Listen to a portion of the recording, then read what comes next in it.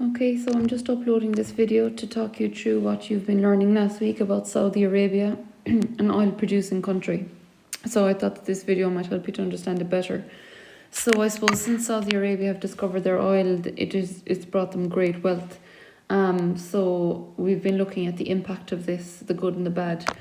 I suppose first of all, its location. Make sure you're okay with where it's located. As you can see in the map in front of you, it's in the Middle East, which is a part of the world where there can be a lot of conflict and things like that. And I suppose oil is money and money is power, and that's why they love having it.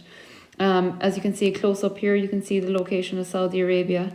That little kind of a sea there at the right hand side of it is the Persian Gulf. That's where a load of the oil is located, so they're so lucky that they have that beside them.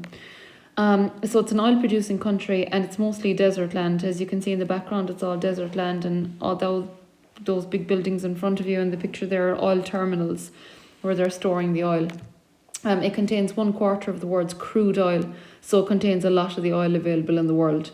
Crude oil just means the oil that they drill out of the ground, and then they obviously have to clean it and make petrol or diesel or home heating oil or whatever variety of oil that they want to make. So basically they have access to a lot of oil. It's the world's leading oil exporting country, so it'll tell you the amount of money that they have when they have that much access to oil and they're selling that much. I suppose, what is the social impact of producing oil in Saudi Arabia? Well, socially, for the people, what has it socially done? It's changed them from very, very poor to very, very rich.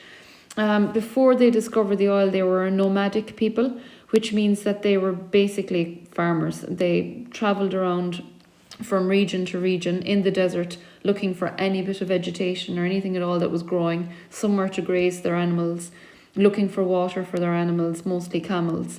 So basically they moved from place to place constantly. That was the nomadic lifestyle, and they lived in the tents out in the desert. So very, very basic life.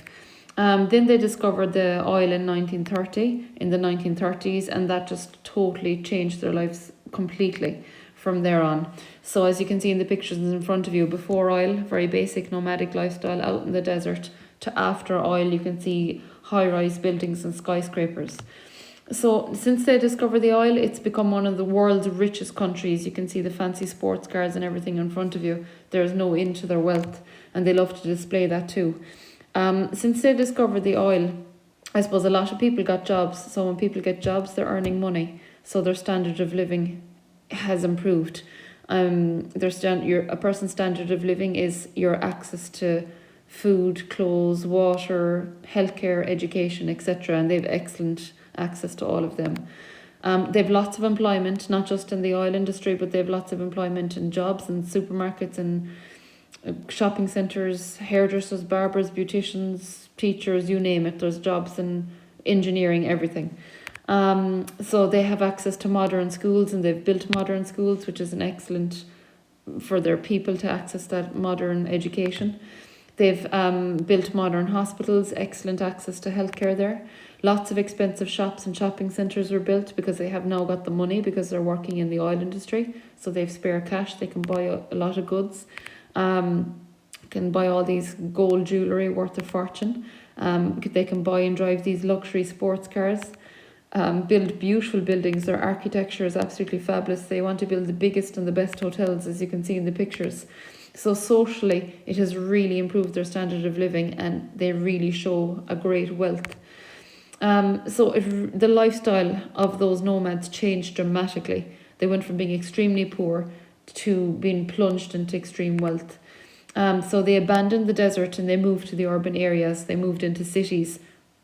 They were dead right. You're moving from poverty into wealth, and they were right to do so. They got a job in the oil industry. Now they're earning a wage.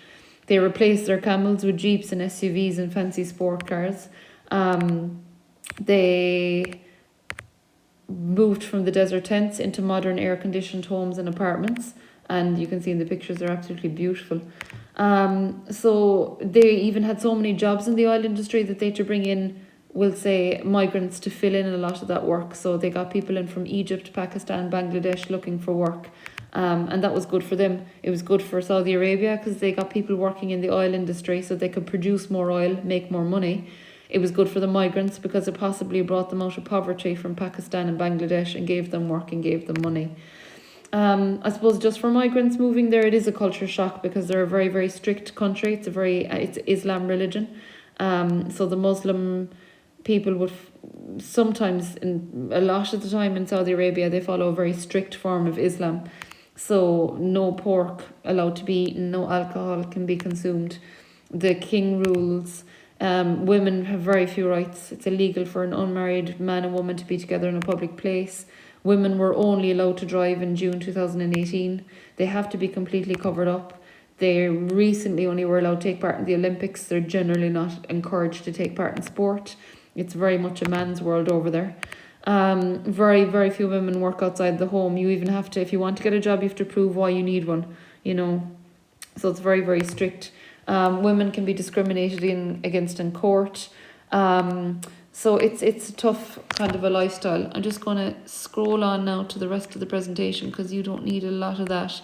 I suppose when Saudi Arabia discovered oil in the 1930s, they decided along with other countries to set up an OPEC, which is the Organization of Petroleum Exporting Countries. So basically, it's like a group of all the oil exporting countries, and their job is to make sure that the price of oil, you know, is controlled, that it doesn't go too high or that it doesn't go too low, that they monitor it at all times. So that was set up in the 1960s, and it's still running to this day.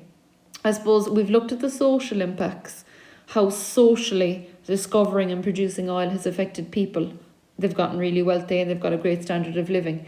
Environmentally, it hasn't been so good in the country because they're producing a load of oil. So they're obviously using a load of oil as well themselves. So they use it to heat their homes, businesses. They depend fully on oil really to run their country nearly. So that's producing a lot of CO2 emissions. So that's only really adding to our environmental problems and our global warming.